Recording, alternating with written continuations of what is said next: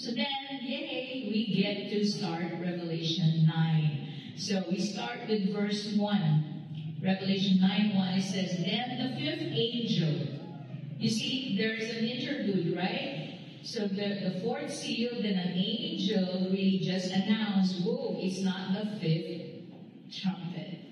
So now we see in verse 9, it says, "Then the fifth angel sounded," announcement first, "Then he sounded, and I saw a star fallen from heaven to the earth, and to him was given the key of the bottomless pit."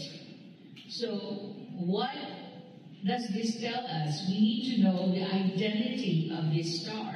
But this star remains mysterious.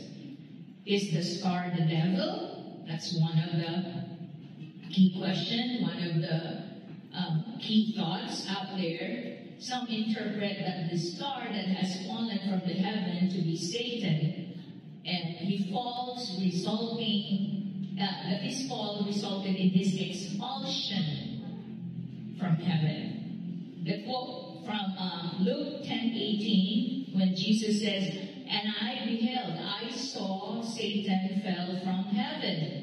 Satan, however, I would argue, fell from heaven before these events in Revelation were predicted, were prophesied.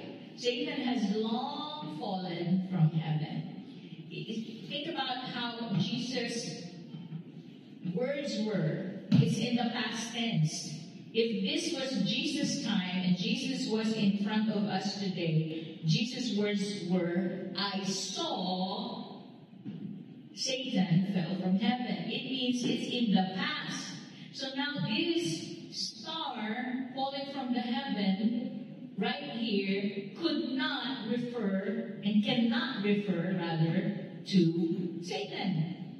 Because Satan already fell from heaven. Even Jesus said, "I saw."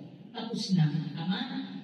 That's why we learn our, inaaralan natin yung mga tenses of verbs at school, past, present, future. And because, remember, in the beginning, I taught you how to interpret Revelation. All these things from Revelation 4:1 to the end is still future at the time of the writing of John. So this has to be something that will happen still yet in the future.